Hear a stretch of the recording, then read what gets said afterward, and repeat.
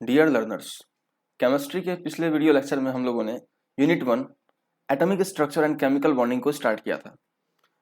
पिछले video lecture में हम लोगों ने इस चैप्टर के कुछ बेसिक्स को डील किया था, जैसे कि atomic number, mass number, electrons, protons, neutrons and positive and negative charge. और हम लोगों ने जॉन डाल्टन के द्वारा दिया हुआ एटॉमिक मॉडल को भी पढ़ा था। आज हम रदरफोर्ड्स स्कैटरिंग एक्सपेरिमेंट से इस चैप्टर को आगे कंटिन्यू करेंगे। तो हम जानते हैं कि रदरफोर्ड्स स्कैटरिंग एक्सपेरिमेंट क्या था। रदरफोर्ड एक ब्रिटिश साइंटिस्ट थे जिन्होंने कि अल्फा पार्टिकल और गोल्ड फॉइल के बीच में एक एक्सपेरिमेंट करवाया था। तो इस एक्सपेरिमेंट को जानने से पहले हम जानते हैं कि अल्फा पार्टिकल होता क्या है और स्कैटरिंग क्या होता है। हमारे पीरियोडिक टेबल में एटॉमिक नंबर 2 वाला जो एलिमेंट है वो है हीलियम। हीलियम के पास 2 प्रोटॉन्स होते हैं, 2 न्यूट्रॉन्स होते हैं और 2 इलेक्ट्रॉन्स होते हैं। यदि हीलियम में से 2 इलेक्ट्रॉन्स इजेक्ट हो जाए और हीलियम चेंज हो जाए He++ आयन में, तो He2+ आयन को ही हम लोग बोलते हैं अल्फा पार्टिकल, जिसमें कि 2 प्रोटॉन और 2 न्यूट्रॉन तो प्रेजेंट हैं लेकिन एक भी इलेक्ट्रॉन प्रेजेंट नहीं है। जैसा कि हम देख सकते हैं कि यहाँ He24 में से 2 इलेक्ट्रॉन्स जब इजेक्ट हुआ तो He24 He2+ में चेंज हो गया। तो He2+ आयन को ही हम लोग क्या बोलते हैं, अल्फा पार्टिकल। तो He2+ आयन में 2 प्रोटॉन्स हैं, 2 न्यूट्रॉन्स हैं, लेकिन एक भी इलेक्ट्रॉन नहीं है। तो ये जो पॉजिटिवली चार्ज पार्टिकल है इसे ही हम लोग बोलते हैं अल्फा पार्टिकल। अब हम जानते हैं कि स्कैटरिंग क्या होता है। अगर कोई भी ऑब्जेक्ट अपने पाथ से, जिस पाथ पे वो ट्रेवल कर रहा है, उस पाथ से यदि वो डेविएट हो जाए तो उसी को बोलते हैं स्कैटरिंग। अब हम बात करते हैं रदरफोर्ड्स स्कैटरिंग एक्सपेरिमेंट की। तो रदरफोर्ड ने क्या किया कि एक लीड ब्लॉक लिया, लीड ब्लॉक में रेडियो एक्टिव सब्सटेंस को पुट कर दिया। अब उस रेडियो एक्टिव सब्सटेंस से अल्फा पार्टिकल एमिट हो रहा था। तो उन्होंने क्या किया कि एक अरेंजमेंट किया इस टाइप का कि उन्होंने एक गोल्ड फॉइल लिया और उस गोल्ड फॉइल को एक सर्कुलर स्क्रीन से कवर कर दिया। उस स्क्रीन में एक स्लिट था। तो यहाँ पे गोल्ड फॉइल का सिलेक्शन इसलिए किया गया था क्योंकि गोल्ड फॉइल जो है काफी मेलिएबल होता है, उसे 1 एटम थिकनेस तक थिन किया जा सकता है।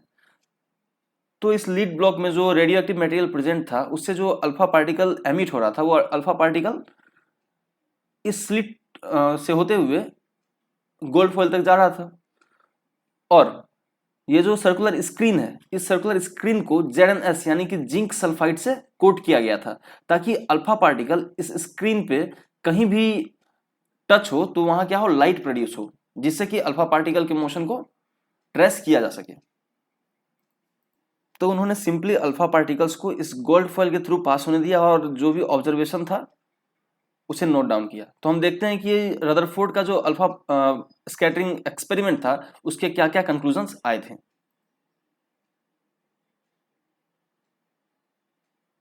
यहाँ भी आप डायग्राम देख सकते हैं रदरफोर्ड अल्फा स्कैटरिंग एक्सपेरिमेंट का कि यहाँ लीड ब्लॉक है, ठीक है। लीड ब्लॉक में क्या रखा हुआ है, radio active substance. Radio active substance से अल्फा पार्टिकल एमिट होकर के इस लीड प्लेट के थ्रू गोल्ड फॉइल तक जा रहा है। और ये गोल्ड फॉइल जो है एक सर्कुलर प्लेट से कवर्ड है जो कि ZnS यानी कि जिंक सल्फाइड से कोट किया हुआ है। तो रदरफोर्ड का जो ऑब्जर्वेशन था तो उसका जो पहला पॉइंट है कि most of alpha particle pass through the gold foil undeflected. तो जो most of the alpha particle था वो गोल्ड फॉइल के थ्रू बिना डिफ्लेक्ट हुए, मतलब बिना ही अपने पाथ से डेविएट हुए, वो क्या किए, पास कर गए। दूसरा ऑब्जर्वेशन था कि some were deflected through small angles. कुछ जो अल्फा पार्टिकल थे, जैसा कि हम लोग यहां देख सकते हैं, कुछ अल्फा पार्टिकल्स काफी स्मॉल एंगल से डिफ्लेक्ट हुए हैं। और तीसरा पॉइंट है, तीसरा ऑब्जर्वेशन है, only a very few of them were deflected बीच in their own path, deflected back. Only a very few of them were deflected back in their own path. तो उनमें से काफी कम थे जो कि वो अपने खुद के पाथ पर डिफ्लेक्टेड, मतलब कि वापस लौट गए थे। जैसे यानी कि जिस पाथ से वो गए थे उसी पाथ से वो रिटर्न आ गए थे। ऐसे बहुत ही कम थे नंबर में, ठीक है। तो यहां हम देख सकते हैं ये गोल्ड फॉइल का एटम्स है, गोल्ड का एटम्स है। ये अल्फा पार्टिकल, यदि हम फर्स्ट अल्फा पार्टिकल को देखें तो वो क्या हो रहा है, जैसे न्यूक्लियस के पास गया, क्योंकि ये न्यूक्लियस के काफी पास है तो क्या हो गया, न्यूक्लियस उसको, जो सेंटर है, सेंटर है काफी पास है तो सेंटर उसको क्या किया, एक स्मॉल एंगल से डिफ्लेक्ट कर दिया। और जो सेकेंड पाथ है अल्फा पार्टिकल का, वो सेंटर से थोड़ा दूर है तो वो डिफ्लेक्ट ना होकर के स्ट्रेट लाइन में मूव हो गया। जो थर्ड हम देख रहे हैं पाथ अल्फा पार्टिकल का, वो भी सेंटर से काफी दूर है, इसलिए वो भी बिना डिफ्लेक्ट हुए ही गोल्ड फॉइल से पास हो गया। यदि हम चौथे लाइन की बात करें तो वो सेंटर को करीब करीब टच कर रहा है तो इसमें डिफ्लेक्शन ज्यादा हुआ है। और हम देख रहे हैं कि जो बीचों बीच सेंटर के जा रहा है वो क्या हो रहा है, अपने पाथ पे डिफ्लेक्ट बैक हो रहा है।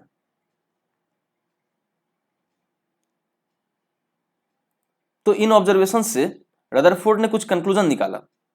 वो कंक्लूजन था कि since most of the particles passed through the foil, major portion of the atom is empty without any charge and mass. तो उन्होंने कहा क्योंकि जो मैक्सिमम ज्यादातर अल्फा पार्टिकल है वो बिना डिफ्लेक्ट हुए गोल्ड फॉइल से पास हो जा रहे हैं, इसका मतलब है कि जो मेजर पोर्शन है, ज्यादातर हिस्सा है एटम का, वो क्या है, खाली है, एम्प्टी है, उसमें कोई भी चार्ज या कोई भी मास नहीं है।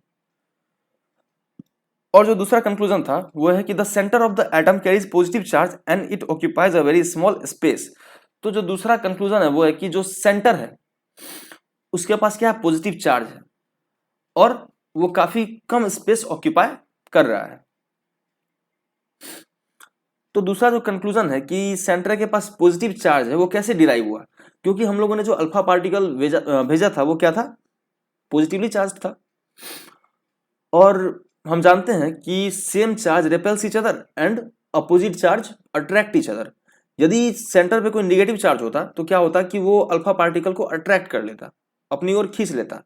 लेकिन जो सेंटर था या जो एटम था वो अल्फा पार्टिकल को अपनी तरफ ना खींच कर उसके क्या किया, डिफ्लेक्ट कर दिया। इसका मतलब क्या है कि जो सेंटर है वो क्या है, पॉजिटिवली चार्ज है और बहुत कम स्पेस ऑक्यूपाई कर रहा है। इन ऑब्जर्वेशन के बेसिस पे और इन कंक्लूजन्स के बेसिस पे रदरफोर्ड ने एक न्यूक्लियर मॉडल दिया, ठीक है। वो न्यूक्लियर मॉडल क्या था कि atom contains a massive and positively charge parts at its centre, this central part of the atom is called nucleus. कि जो एटम है उसके सेंटर पे एक बहुत ही हेवी यानी कि बहुत ही मासिव, जो कि वो पूरे एटम्स में सबसे ज्यादा मास रखने वाला सबस्टांस है, वो क्या कहाँ पे है, सेंटर पे प्रेजेंट है। और उसमें किस तरह का चार्ज अवेलेबल है, पॉजिटिव चार्ज, ठीक है। और उस सेंटर वाले पार्ट को रदरफोर्ड ने नाम दिया न्यूक्लियस। रदरफोर्ड ने उस सेंटर को क्या नाम दिया, न्यूक्लियस, जिसका मास बहुत ज्यादा था और जिसके पास पॉजिटिव चार्ज था। सेकेंड पॉइंट है, the volume occupied by the nucleus is only a minute fraction of the total volume of the atom. यानी कि जो वॉल्यूम, जो साइज न्यूक्लियस का था वो पूरे एटम के साइज के कंपैरिजन में काफी छोटा था। This fact is based on the observation data very small fraction of alpha particle turn back on their original path without undergoing any deflection. अब ये प्रूव कैसे होता है, क्योंकि जो maximum number of alpha particles था वो बिना अपने पाथ से डिफ्लेक्ट हुए उसी पाथ से, सेम पाथ से क्या हुआ, अल्फा गोल्ड एटम से पास कर गया। तीसरा पॉइंट है, most of the space around the nucleus is empty.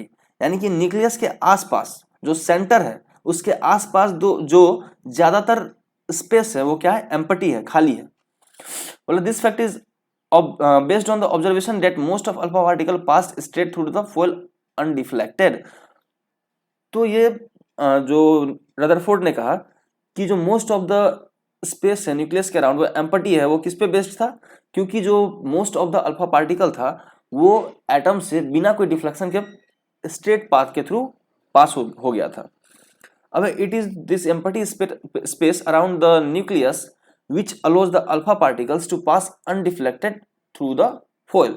तो वो न्यूक्लियस के आसपास स्पेस ही था, खाली जगह ही था, जो कि अल्फा पार्टिकल को बिना किसी डिफ्लेक्शन के पास होने के लिए अलाउ किया।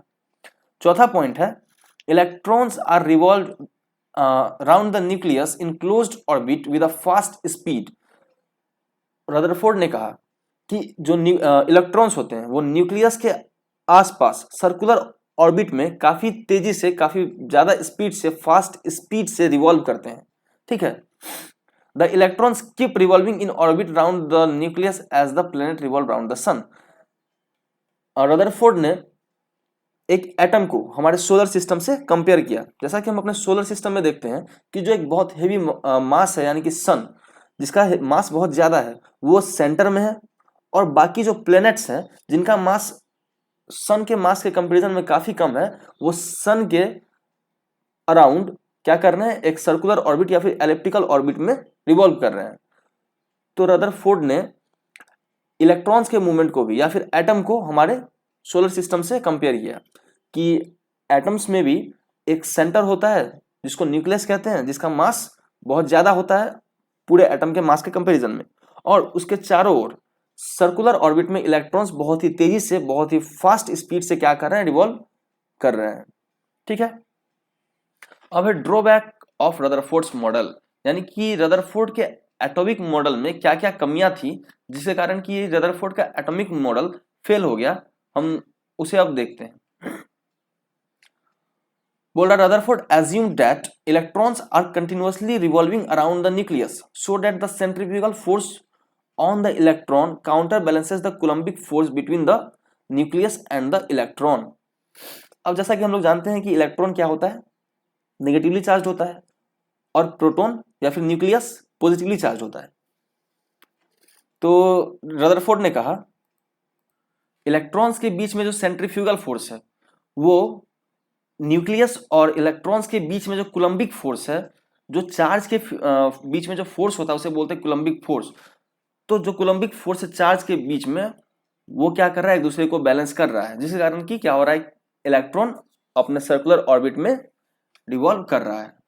But according to the electromagnetic theory, when a charge particle moves under the influence of oppositely charge particle, it would continuously lose or radiate energy and its speed will decrease and hence will gradually come closer to the nucleus till it falls in it।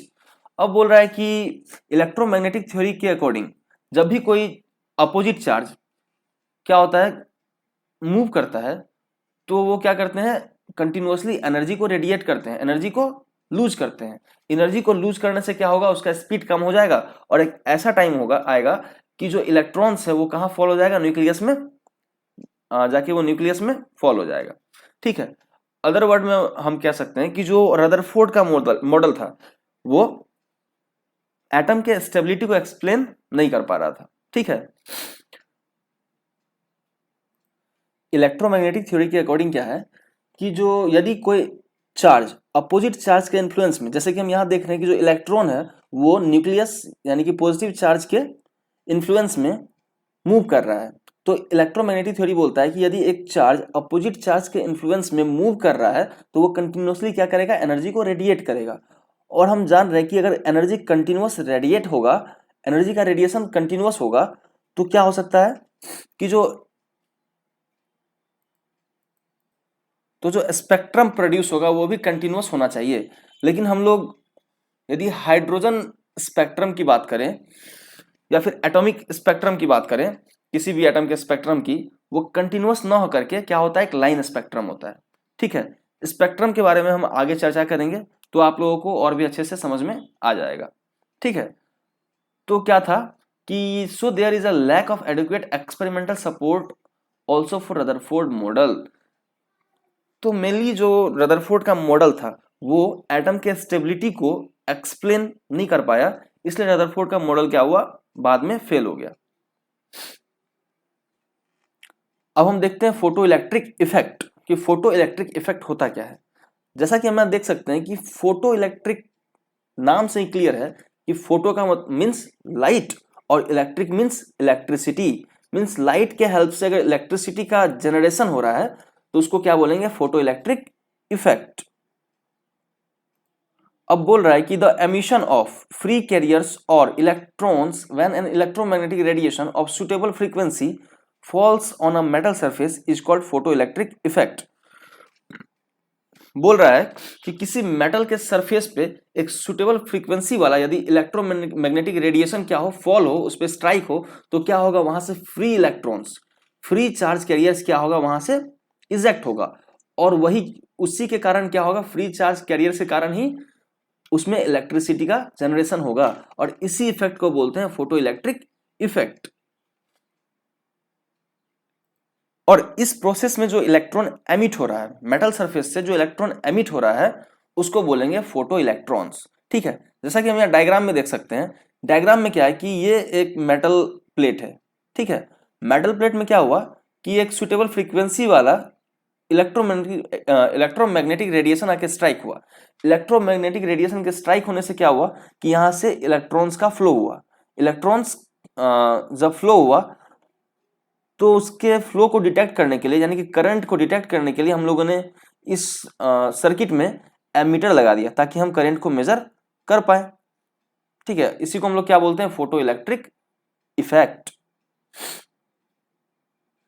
अब Einstein's photo electric equation, यदि हम Einstein के photo electric equation की बात करें तो जो के मैक्स यानी कि kinetic energy, maximum kinetic energy है, वो क्या है, एच न्यू माइनस फाइव, जहां पे एच क्या है, प्लैंक्स कांस्टेंट, और प्लैंक्स कांस्टेंट का वैल्यू होता है 6.626 इंटू 10⁻⁻34 जूल सेकेंड, और फाइ है वर्क फंक्शन। ठीक है, के मैक्स क्या है, maximum kinetic energy of the emitted electron.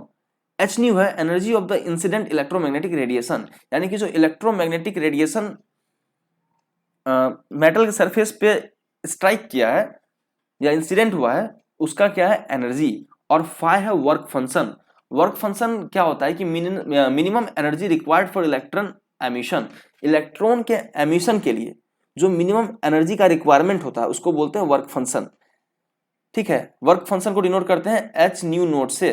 ठीक है, जैसे कि हम लोगों ने देखा कि जो इलेक्ट्रोमैग्नेटिक रेडिएशन था उसका एनर्जी था एच न्यू, उसका एनर्जी था एच न्यू। उसी तरह से जो हमारा वर्क फंक्शन होता है उसको हम लोग डिनोट करते हैं एच न्यू नॉट से, जहां न्यू नॉट का है क्या है, न्यू नॉट वो मिनिमम फ्रीक्वेंसी है जिससे कि क्या होगा, इलेक्ट्रॉन इजेक्ट होगा, और एच न्यू नॉट वो मिनिमम एनर्जी है जो कि इलेक्ट्रॉन को इजेक्ट होने में रिक्वायर्ड है। ठीक है, एच का वैल्यू हम लोग जानते हैं, प्लैंक्स कांस्टेंट का वैल्यू होता है 6.626 इंटू 10⁻⁻34 जूल सेकेंड, और न्यू है frequency of electromagnetic radiation incident on the metal. New क्या है, इलेक्ट्रोमैग्नेटिक रेडिएशन का फ्रीक्वेंसी जो कि इलेक्ट्रॉन पे स्ट्राइक या इंसिडेंट हुआ है। और न्यू नोट क्या था हमारा, न्यू नोट था हमारा थ्रेशोल्ड फ्रीक्वेंसी या फिर मिनिमम फ्रीक्वेंसी जो कि इलेक्ट्रॉन्स के इजेक्शन के लिए रिक्वायर्ड है। तो हमारा काइनेटिक एनर्जी मैक्स जो होगा वो क्या हो जाएगा, H new minus H new not. ठीक है, अब है important points about photo electric effect. अब हम फोटो इलेक्ट्रिक इफेक्ट के बारे में कुछ और इंपॉर्टेंट पॉइंट्स है जिसको डिस्कस करते हैं। पहला पॉइंट है, electrons are ejected only when the radiation striking the metal has energy higher than work function. तो देखिए यहां बोल रहा है कि इलेक्ट्रॉन किसी भी मेटल से तभी इजेक्ट होगा जबकि जो रेडिएशन, इलेक्ट्रोमैग्नेटिक रेडिएशन का जो एनर्जी है वो वर्क फंक्शन से ज्यादा होगा। जैसे कि हम इस एक्सप्रेशन में देख सकते हैं कि जो काइनेटिक एनर्जी है वो क्या होगा, H new minus H new not. यदि एच न्यू क्या हो जाए, एच न्यू नॉट से कम हो जाए तो क्या हो जाएगा, ये वैल्यू निगेटिव आ जाएगा, H new minus H new not का आ जाएगा निगेटिव आ जाएगा, जो कि और काइनेटिक एनर्जी हमेशा पॉजिटिव होता है, तो निगेटिव कभी भी पॉजिटिव का इक्वल नहीं हो सकता है। वहीं अगर एच न्यू क्या हो जाए, एच न्यू नॉट से ग्रेटर देन हो जाए, तो H new minus H new not जो होगा वो पॉजिटिव आएगा, और काइनेटिक एनर्जी भी हम लोग जानते हैं कि पॉजिटिव होता है, वो किसी भी केस में निगेटिव नहीं होता है। तो ये केस तभी पॉसिबल है, इलेक्ट्रॉन का एमिशन तभी पॉसिबल है जबकि एच न्यू क्या हो, एच न्यू नॉट से ज्यादा हो, यानी कि जो इलेक्ट्रोमैग्नेटिक रेडिएशन इंसिडेंट कर रहा है मेटल सरफेस पे उसका जो एनर्जी है वो वर्क फंक्शन से ज्यादा हो। ठीक है, अब है the kinetic energy of the emitted electron depends upon the frequency of the incident radiation but not on its intensity. अब मेटल सरफेस पे जब इलेक्ट्रोमैग्नेटिक रेडिएशन स्ट्राइक करेगा उस टाइम जो इलेक्ट्रॉन एमिट होगा उसका काइनेटिक एनर्जी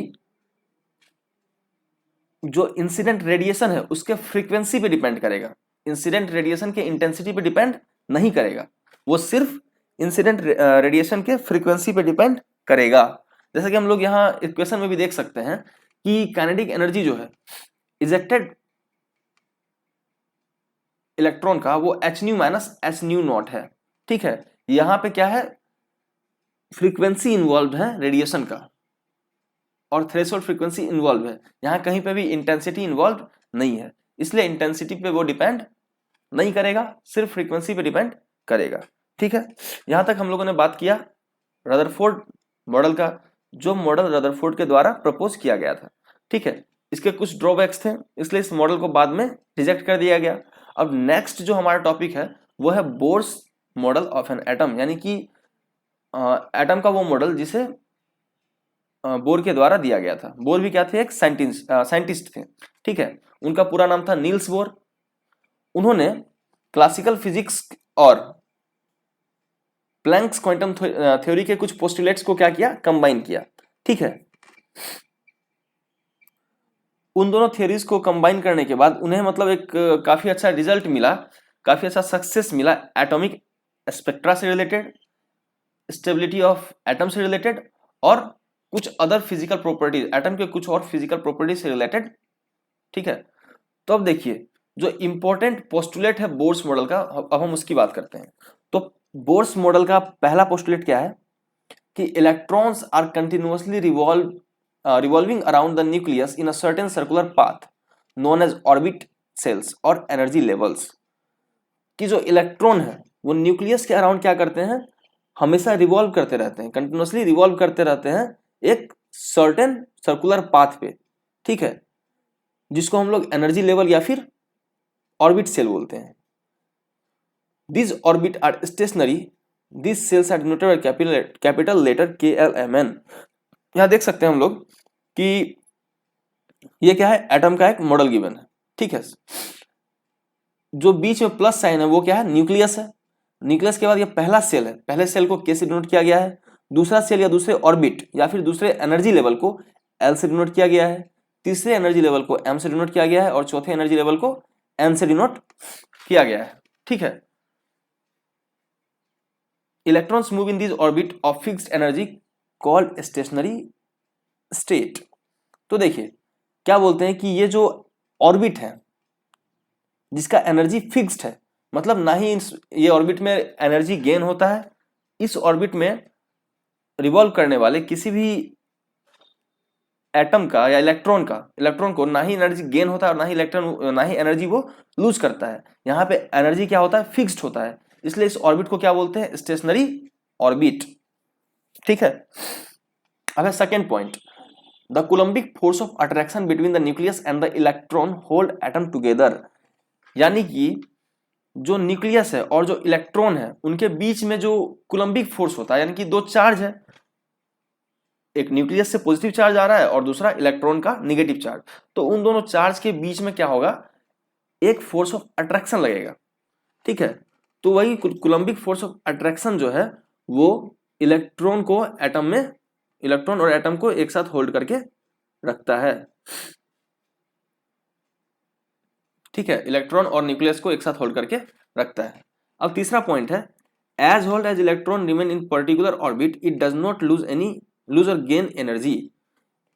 अब जैसे कि कोई इलेक्ट्रॉन किसी पर्टिकुलर ऑर्बिट में है, जैसे कि कोई जो लो एनर्जी लेवल वाला इलेक्ट्रॉन होगा वो K सेल में होगा या K ऑर्बिट में होगा, जो थोड़ा हायर होगा वो L में होगा, जो थोड़ा हायर होगा वो M में होगा और जो उससे भी हायर होगा वो N में होगा। ठीक है, जब तक M सेल वाला जो इलेक्ट्रॉन होगा या M ऑर्बिट वाला इलेक्ट्रॉन M ऑर्बिट में ही है तब तक उसमें कोई भी एनर्जी का लॉस नहीं होगा और ना ही किसी एनर्जी का गेन होगा।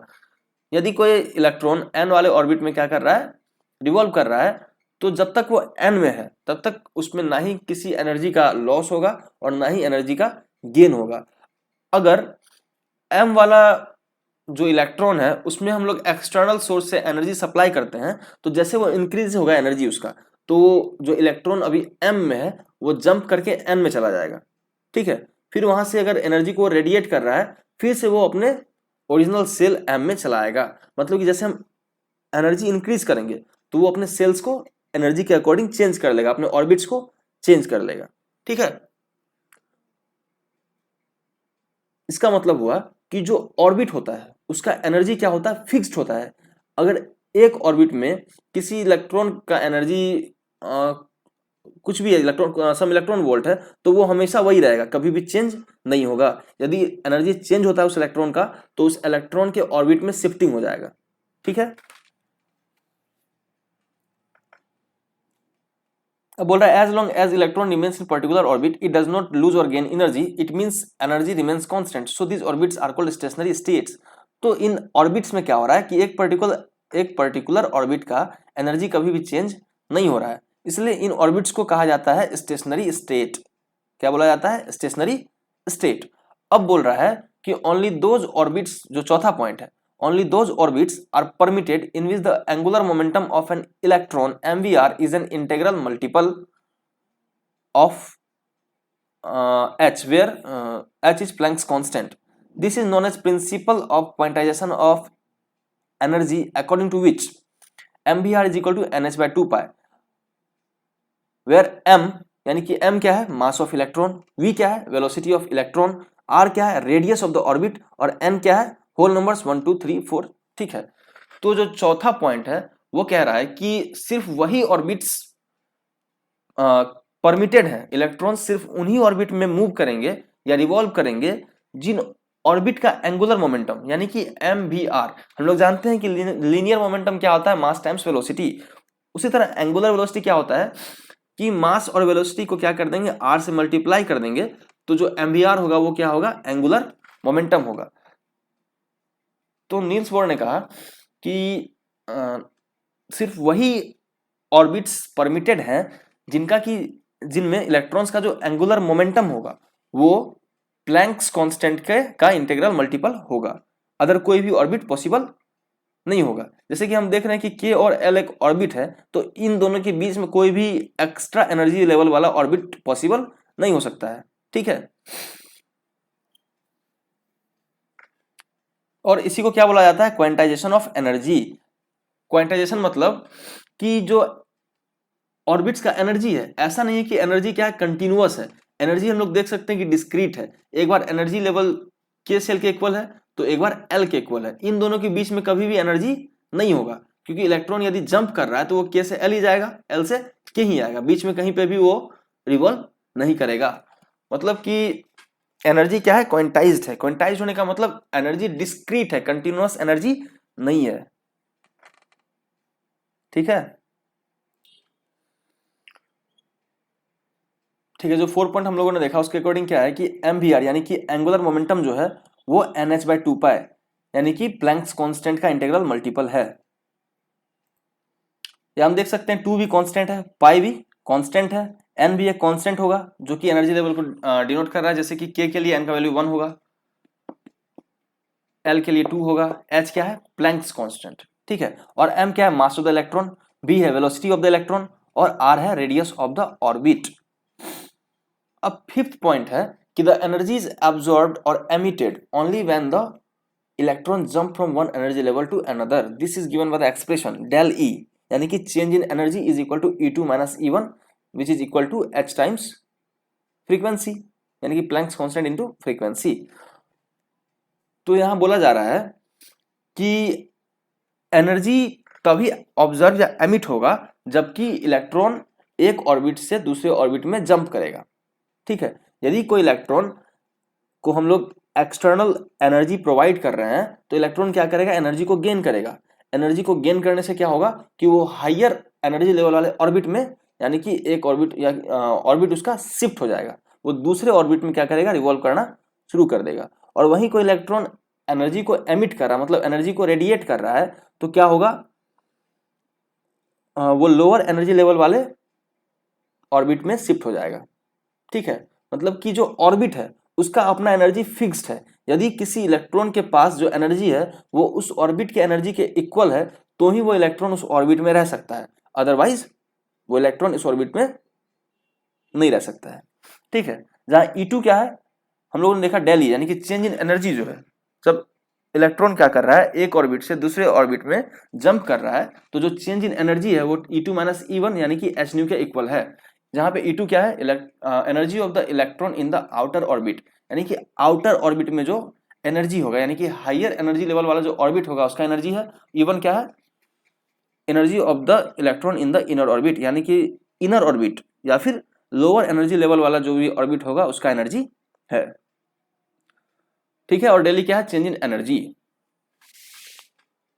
अब नेक्स्ट टॉपिक है quantization of energy and Bohr's model. ठीक है, कि बोर्स मॉडल में क्या हुआ, एनर्जी, बोर्स ने क्या किया कि एनर्जी क्या होता है, क्वांटाइज्ड होता है, एनर्जी कंटिन्यूअस नहीं होता है। जैसे कि यहाँ पे यहाँ हम लोग क्या एक इलस्ट्रेशन के थ्रू देख सकते हैं, डायग्राम के थ्रू देख सकते हैं कि ये क्या है, जो ए डायग्राम में है उसमें क्वांटाइज्ड एनर्जी को शो किया गया है। मतलब कि यदि हम इस स्टेप की बात करें, जो फर्स्ट स्टेप होगा उसका अपना कुछ एनर्जी होगा। अगर हम mgs के टर्म में बात करें, पोटेंशियल एनर्जी के टर्म में, तो ये ग्राउंड लेवल है। यहाँ पे जो पोटेंशियल एनर्जी होगा वो जीरो के इक्वल होगा, क्योंकि हाइट क्या हो जाएगा, जीरो। और जो स्टेप्स है, हम मान लेते हैं कि स्टेप्स का जो हाइट है वो हर स्टेप का हाइट क्या है, हर स्टेप एक दूसरे से 1 मीटर हाइट पे है। ठीक है, तो जो पहला स्टेप होगा, जो या पहला जो स्टेप है उसका जो एनर्जी होगा वो mgh होगा। दूसरा स्टेप का एनर्जी 2 mgh होगा। तीसरा स्टेप का एनर्जी mg इंटू 3h यानी कि 3 mgh होगा। और चौथे स्टेप का energy md into 4h, mg into 4h यानी कि 4 mgh के इक्वल होगा। यानी कि हर स्टेप का अपना अलग अलग एनर्जी है। जैसे बॉल क्या कर रहा है कि फर्स्ट स्टेप से उसका एनर्जी क्या हुआ कि कुछ कम हुआ, तो वो कहाँ आया, सेकेंड स्टेप पे। बीच में कहीं तो नहीं रुकेगा, वो कहाँ आएगा, सेकेंड स्टेप पे। और सेकेंड स्टेप पे के पास क्या है, उसका अपना एक फिक्स्ड एनर्जी है। सेकेंड स्टेप से अगर वो ड्रॉप होगा तो कहाँ आएगा, थर्ड स्टेप पे। थर्ड स्टेप के पास उसका क्या है, अपना एक फिक्स्ड एनर्जी है। और उसके बाद यहाँ से जब ये ड्रॉप होगा तो उससे लोअर वाले स्टेप पे आएगा, क्योंकि लोअर स्टेप के पास भी क्या है, अपना एक फिक्स्ड एनर्जी है। और यदि हम यहाँ देखें जिसमें कि एनर्जी क्वांटाइज नहीं है, इसमें एनर्जी क्या हो रहा है, कंटिन्यूसली चेंज हो रहा है, तो क्या होगा, जो अब बॉल को क्या किए हम लोग, एक स्लोप से बॉल क्या आ रहा है, स्लोप से डाउनवर्ड डायरेक्शन में आ रहा है। यहाँ स्लोप है, यहाँ हर पॉइंट के पास अपना अपना एनर्जी है।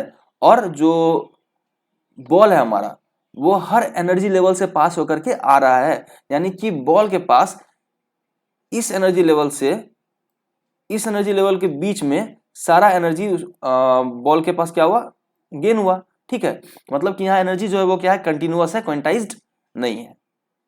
आई होप कि आप लोग समझ गए होंगे क्वांटाइजेशन ऑफ एनर्जी क्या होता है। अब सक्सेसेस ऑफ बोर्स मॉडल, कि बोर्स मॉडल ऑफ एटम का जो भी सक्सेस था वो क्या सब था। तो लिखा है कि the main success of Bohr's model are, Bohr's model का जो मेन सक्सेस था वो पहला क्या है, Bohr's model could explain the stability of an atom.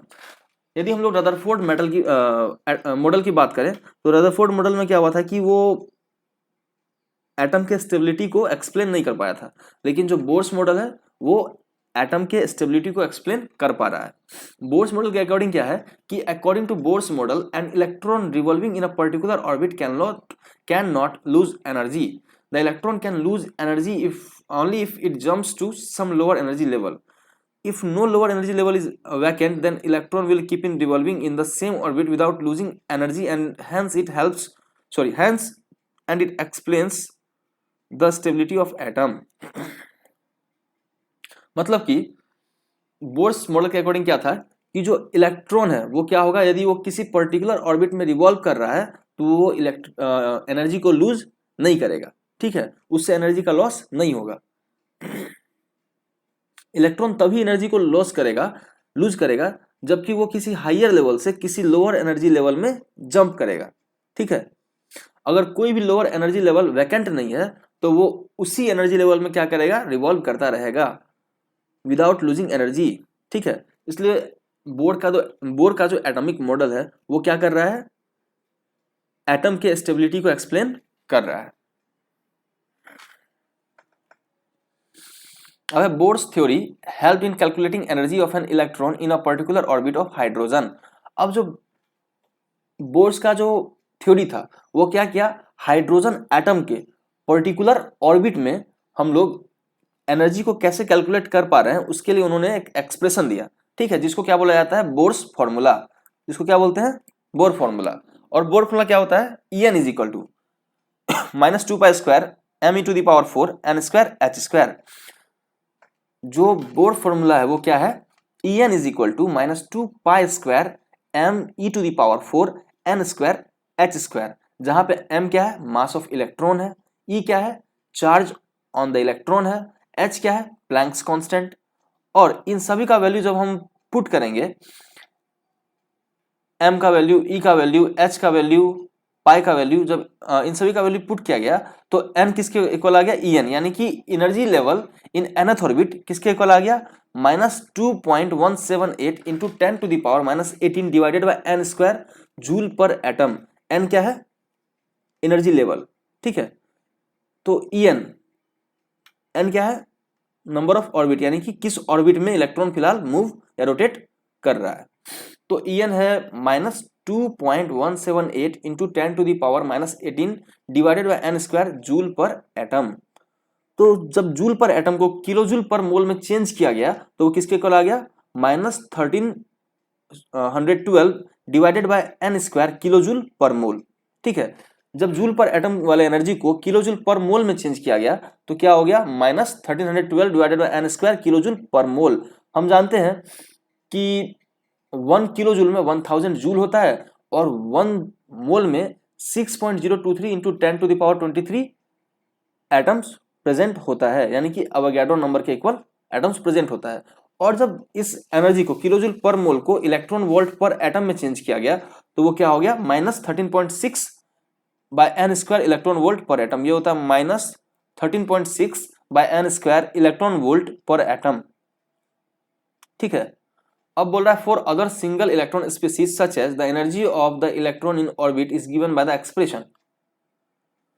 Hydrogen हमारा क्या था, सिंगल इलेक्ट्रॉन स्पीसीज था, और वहीं हम कुछ अदर सिंगल इलेक्ट्रॉन स्पीसीज की बात करें, हाइड्रोजन का एटॉमिक नंबर क्या था, 1।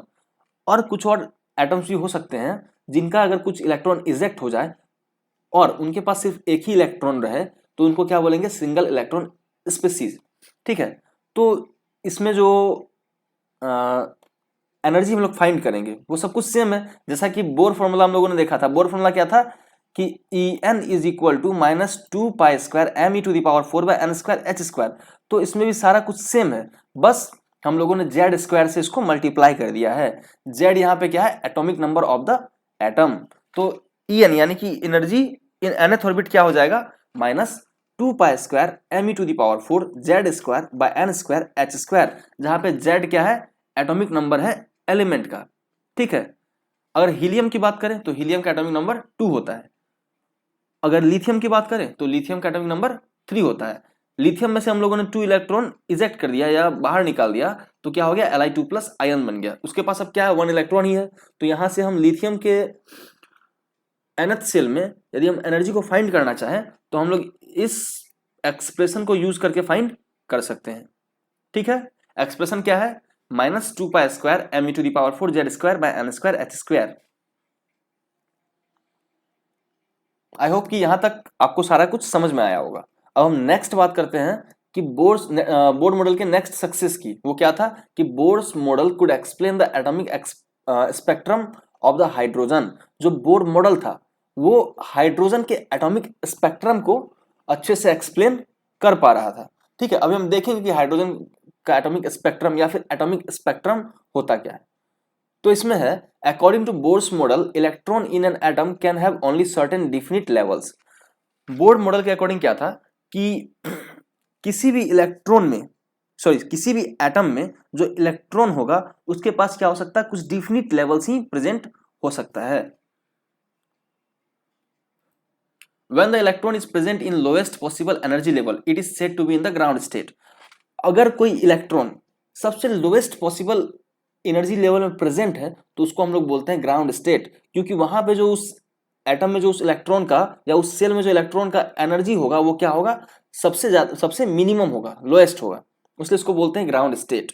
उसके बाद है when energy supplied from some external source the electron may absorb energy and jump to some higher energy level. अब यदि हम कुछ हायर सोर्स से अब हम कुछ एक्सटर्नल सोर्स से एटम को एनर्जी सप्लाई करें तो इलेक्ट्रॉन तक एनर्जी जाएगा, इलेक्ट्रॉन को एनर्जी मिलेगा और इलेक्ट्रॉन क्या करेगा, हायर लेवल में जंप कर जाएगा। The electron in such a state is said to be in excited state. अब इलेक्ट्रॉन कहाँ था, ग्राउंड स्टेट में। ग्राउंड स्टेट में जब हम लोग एक्सटर्नल एनर्जी सप्लाई किए तो वो जंप करके हायर स्टेट में चला गया, उस हायर स्टेट को बोलते हैं एक्साइटेड स्टेट। कौन सा स्टेट बोलते हैं, एक्साइटेड स्टेट, ठीक है, ये रहा एक्साइटेड स्टेट। अब when the electron jumps back to lower energy levels it gives out energy in form of quantum equal to the differences of energies between the two energy levels। अब बोल रहा है कि एनर्जी जब हम लोगों ने सप्लाई किया एक्सटर्नल सोर्स से तो क्या हुआ, इलेक्ट्रॉन जो था वो जंप करके हायर एनर्जी लेवल वाले ऑर्बिट में चला गया, लेकिन जब वो वहां से एनर्जी को रेडिएट करेगा, एनर्जी को लूज करेगा और फिर दोबारा से अपने ओरिजिनल ऑर्बिट में आएगा तो क्या होगा, एनर्जी का रेडिएशन होगा, किस फॉर्म में, क्वांटम के फॉर्म में। और उस क्वांटम का जो एनर्जी होगा वो उन दोनों एनर्जी लेवल के डिफरेंस के बराबर होगा। जैसा कि हम लोग देख सकते हैं कि E2 क्या है, हायर एनर्जी लेवल वाले का, हायर एनर्जी लेवल वाले ऑर्बिट का एनर्जी है, और E1 क्या है, लोअर एनर्जी लेवल वाले का ऑर्बिट का एनर्जी है, और इन दोनों का डिफरेंस जो है वो h न्यू के बराबर है, जहां पे न्यू क्या है, उस इलेक्ट्रॉन का फ्रीक्वेंसी है, ठीक है। और बोल रहा है if and are the energies of lower and higher energy levels respectively then अच्छा if E1 and E2 are the energies of the lower and higher energy levels respectively then frequency of the radiation emitted is given by the following relation। एक relation दिया हुआ है जहां पे E2 है higher energy level का energy, E1 है lower energy level वाले ऑर्बिट का एनर्जी, उन दोनों का जो डिफरेंस है वो h न्यू के बराबर है, ठीक है। यहां से हम लोग फ्रीक्वेंसी को फाइंड कर सकते हैं, जो फ्रीक्वेंसी होगा वो डेल ई यानी कि difference in energy is divided by Planck's constant के इक्वल होगा। अब है according to Bohr's model in a hydrogen atom E2 and E1 can have only certain definite value, from this it follows that we can have only certain fixed value।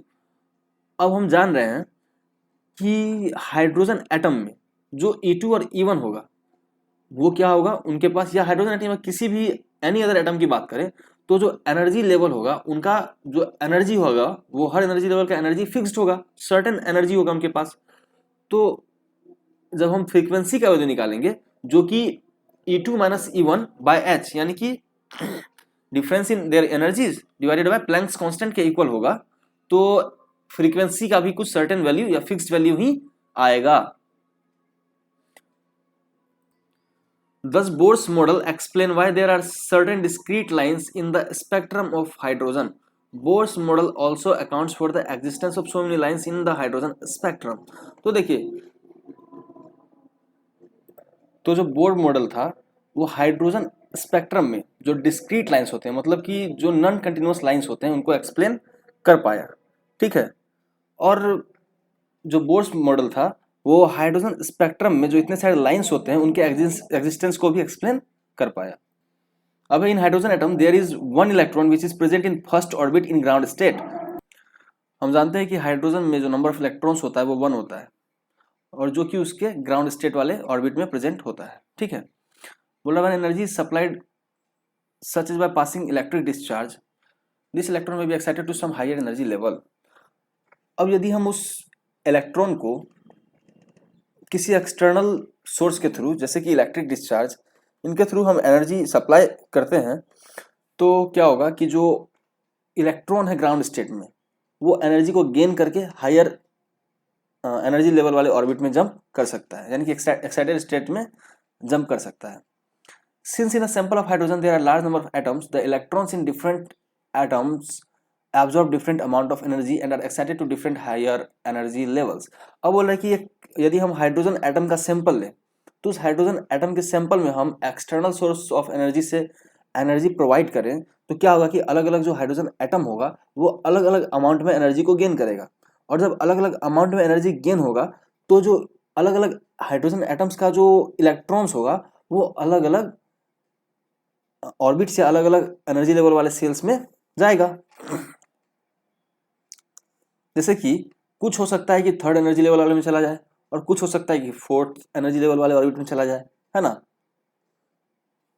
और उस excited state से electron क्या हो सकता है कि अपने excited state यानी कि कुछ जो है जो फोर्थ एनर्जी लेवल में है, कुछ थर्ड में है, कुछ सेकेंड में है, तो हो सकता है कि जो हायर एनर्जी लेवल में है वो डायरेक्ट जंप करके ग्राउंड स्टेट में आ जाए, चाहे 4 में हो या 3 में हो।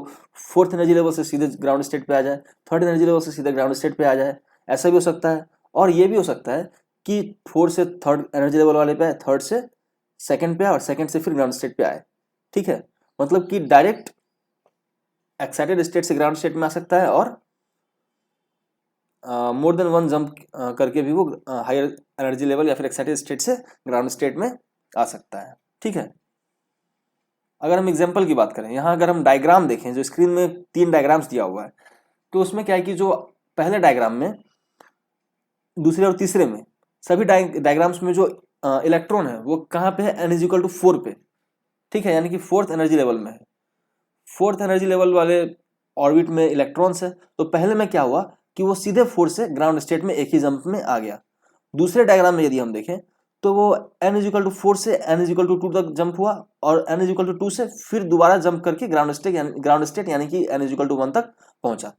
यदि हम तीसरे डायग्राम में देखें तो यहाँ n इक्वल टू 4 से n इक्वल टू 3 तक पहुंचा और n इक्वल टू 3 से फिर n इक्वल टू 1 तक पहुंचा। यानी कि अगर हम पहले में देखें तो सीधे सिंगल जंप में वो एक्साइटेड स्टेट से ग्राउंड स्टेट में आ गया। और यदि हम सेकेंड डायग्राम में देखें तो जो इलेक्ट्रॉन है वो 2 स्टेप्स में एक्साइटेड एनर्जी लेवल से ग्राउंड स्टेट में आ गया। और थर्ड डायग्राम में देखें तो जो इलेक्ट्रॉन है वो 3 स्टेप्स में हायर एनर्जी लेवल से ग्राउंड स्टेट में पहुंचा। ठीक है, तो ये क्या डिफरेंट रूट्स है ग्राउंड लेवल तक या ग्राउंड स्टेट तक आने का। अब the different downward jumps are associated with different amounts of energy and hence result in the emission of radiation of different wavelengths as wavelengths which appear as different lines in the hydrogen spectrum। अब बोल रहे हैं कि जैसे कि जो downward jump है electrons का, वो कुछ electrons direct hire energy state से ग्राउंड स्टेट में आ जा रहे हैं, कुछ मोर देन 1 स्टेप्स में आ रहे हैं, है ना। तो जो डिफरेंट जंप्स है या जो डिफरेंट स्टेप्स है उनका, उनमें डिफरेंट एनर्जी रेडिएट हो रहा है और डिफरेंट एनर्जी के रेडिएट होने से उनके पास जो उनका वेवलेंथ है वो भी हर एक का डिफरेंट डिफरेंट होगा। तो वेवलेंथ के डिफरेंट होने से क्या होगा कि ये सब कैसे डिफरेंट लाइंस की तरह अपीयर होंगे हाइड्रोजन स्पेक्ट्रम में। ठीक है, अब जैसा कि हम लोग देख सकते हैं कि large number of different downward transition हो रहा है, यानी कि बहुत सारे एटम्स बहुत सारे वेज में क्या कर रहे हैं, हायर एनर्जी स्टेट से बहुत सारे स्टेप्स में हायर एनर्जी स्टेट से ग्राउंड स्टेट तक आ रहे हैं। ठीक है, इनसे क्या हो रहा है कि large number of lines emission spectrum of hydrogen में फॉर्म हो रहा है। ठीक है, अब इसमें कुछ सीरीज दिए हुए हैं जैसे कि Lyman series, Balmer series, Paschen series, Brackett series और फंड सीरीज। तो लेमन सीरीज में क्या है कि हम इस डायग्राम में देख सकते हैं कि चाहे इलेक्ट्रॉन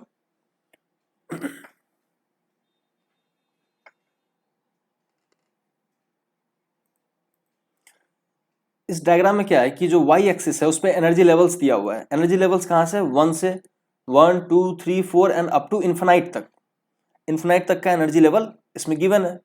और जो एक्स एक्सिस है उसमें सीरीज वगैरह गिवन है। तो देख सकते हैं कि जो लेमन सीरीज है, ये हम देख सकते हैं लेमन सीरीज। लेमन सीरीज में क्या है कि चाहे इलेक्ट्रॉन्स किसी भी एक्साइटेड स्टेट में है वो सीधे डायरेक्ट 1 जंप में ही ग्राउंड स्टेट में आ जा रहे हैं। ठीक है, चाहे वो इन्फिनाइट में है, इन्फिनाइट एनर्जी स्टेट से वो सीधे 1 जंप में ही ग्राउंड स्टेट में पहुंच जा रहे हैं। चाहे वो 7th में है तो 7th से भी सिंगल जंप में वो ग्राउंड स्टेट में पहुंच जा रहे हैं। ठीक है, मीन्स कि लीमन सीरीज में अगर एटम्स जो हैं, इलेक्ट्रॉन्स जो हैं, वो किसी भी एनर्जी स्टेट में है वो एक ही जंप में डायरेक्ट सिंगल जंप में ग्राउंड स्टेट तक पहुंच जा रहे हैं। और बैमर सीरीज की बात करें तो बैमर सीरीज में क्या है कि इलेक्ट्रॉन चाहे किसी भी एक्साइटेड स्टेट में है, वो सिंगल स्टेप में कहां तक पहुंच रहे हैं, सिंगल स्टेप में वो सेकेंड एनर्जी लेवल तक आ रहे हैं। मतलब डायरेक्ट यदि किसी भी एनर्जी लेवल से, जैसे कि इन्फिनाइट से सेकेंड एनर्जी लेवल तक अगर इलेक्ट्रॉन्स का क्या हो रहा है, डाउनवर्ड मूवमेंट हो रहा है, तो उसको क्या, या डाउनवर्ड जंप हो रहा है, तो उसको बोलेंगे बैमर सीरीज। उसी तरह पास्टन में क्या है कि किसी भी हायर एनर्जी लेवल से डायरेक्ट जो डाउनवर्ड जंप है वो थर्ड एनर्जी लेवल पे हो रहा है, तो उन सीरीज को बोलेंगे पास्टन सीरीज। और यदि इलेक्ट्रॉन का जंप किसी भी हायर एनर्जी स्टेट से डायरेक्ट कहां हो जाए, फोर्थ एनर्जी लेवल पे, तो उसको बोलेंगे ब्रैकेट सीरीज। ठीक है, जैसे कि हम देख सकते हैं इन्फिनाइट से भी फोर्थ पे हो रहा है, यहाँ सेवंथ से भी फोर्थ पे हो रहा है, सिक्स्थ से भी फोर्थ पे हो रहा है, और फिफ्थ एनर्जी लेवल से भी फोर्थ एनर्जी लेवल पे हो रहा है। और पांचवा सीरीज है हमारा फंड सीरीज। इसमें लोग देख सकते हैं कि इन्फिनाइट से कहाँ आ रहा है, फिफ्थ एनर्जी स्टेट पे, उसके बाद इलेक्ट्रॉन जो है वो सेवंथ एनर्जी स्टेट से फिफ्थ एनर्जी स्टेट पे आ रहा है, और सिक्स्थ से फिफ्थ पे, मतलब जो जंप है वो डायरेक्ट इन्फिनाइट से या फिर हायर एनर्जी लेवल से फिफ्थ एनर्जी लेवल तक हो रहा है।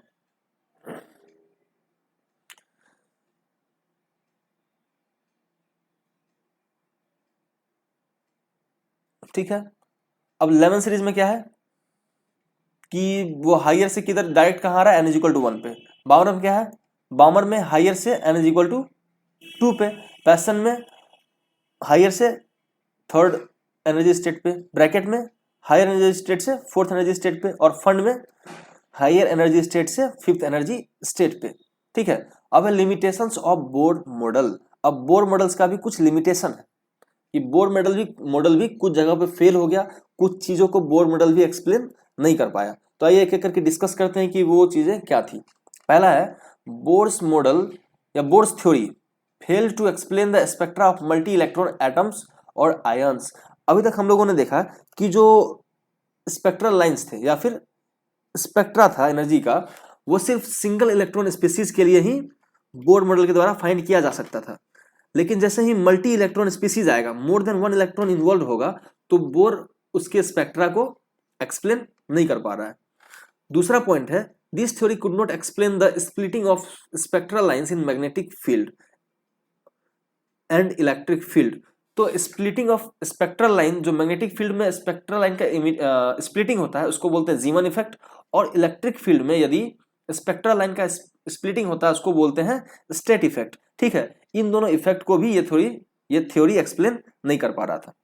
थर्ड पॉइंट है this theory was unable to explain dual nature of matters as explained in the basis of de Broglie concept and Heisenberg's uncertainty principal.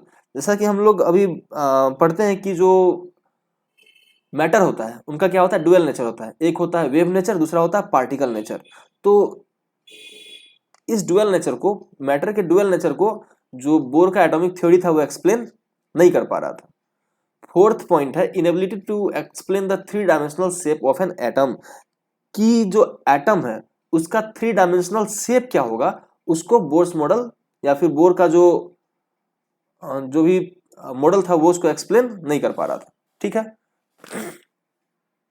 अब कुछ questions है, जैसे कि एग्जांपल 8 में क्या बोल रहा है कि the ionization energy of hydrogen in excited state is plus 0.85 electron volt. मतलब कि excited state, higher energy level में जो आयनाइजेशन एनर्जी है, यानी कि उस हायर एनर्जी लेवल का जो एनर्जी है वो है 0.85 इलेक्ट्रॉन वोल्ट।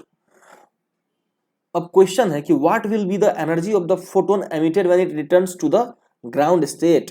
तो ग्राउंड स्टेट में जो फोटोन एमिट होगा, ग्राउंड स्टेट में जब वो हाइड्रोजन का इलेक्ट्रॉन पहुंचेगा एनर्जी को रेडिएट करते हुए, तो जो फोटोन एमिट होगा उसका एनर्जी क्या होगा वो पूछा जा रहा है। क्वेश्चन है the ionization energy of hydrogen is in excited state is 0.85 electron volt. मतलब एक्साइटेड स्टेट में हाइड्रोजन का जो आयनाइजेशन एनर्जी है वो 0.85 इलेक्ट्रॉन वोल्ट है, प्लस 0.85 इलेक्ट्रॉन वोल्ट। तो पूछा जा रहा है कि अब जो हायर स्टेट से हाइड्रोजन ग्राउंड स्टेट में आएगा, उस टाइम जो फोटोन एमिट होगा उसका एनर्जी क्या होगा।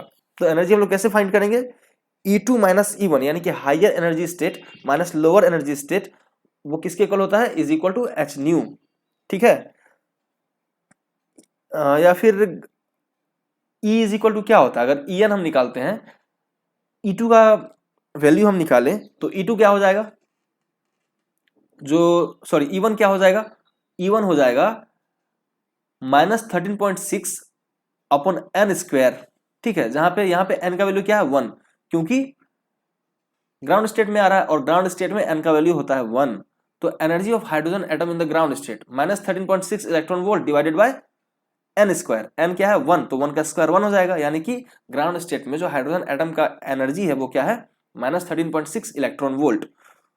और ionization energy in of hydrogen in excited state, excited state में जो हाइड्रोजन का आयनाइजेशन एनर्जी है वो क्या है 0.85 इलेक्ट्रॉन वोल्ट।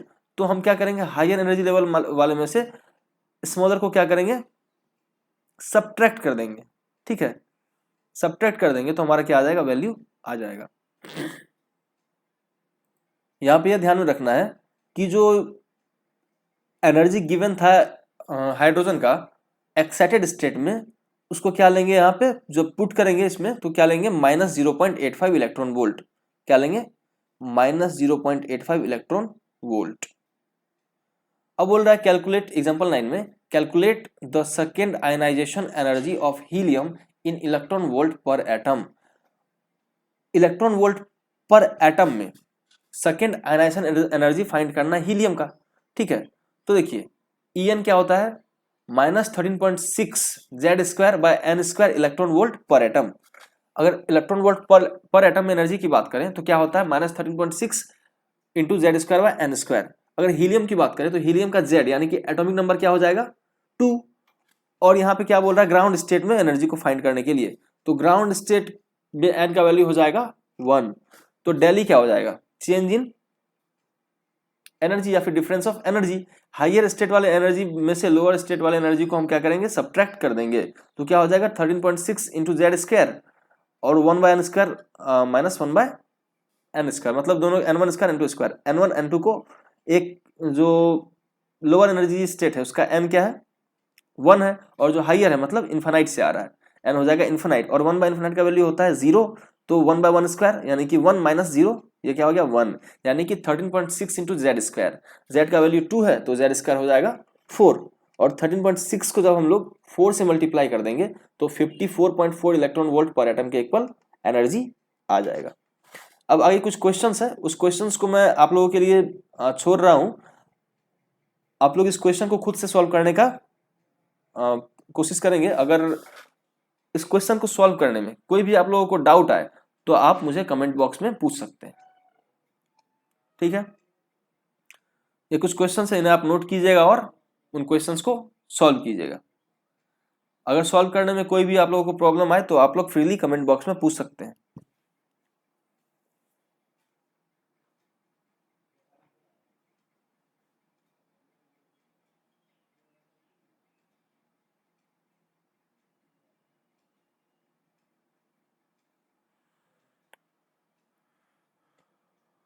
ये सब क्वेश्चंस आपके सेमेस्टर पॉइंट ऑफ व्यू से भी काफी इंपॉर्टेंट है।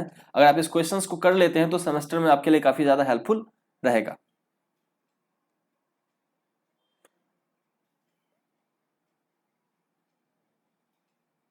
ठीक है, तो आज के क्लास के लिए बस इतना ही। आज के क्लास में हम लोगों ने रदरफोर्ड का मॉडल पढ़ा और बोर का मॉडल पढ़ा।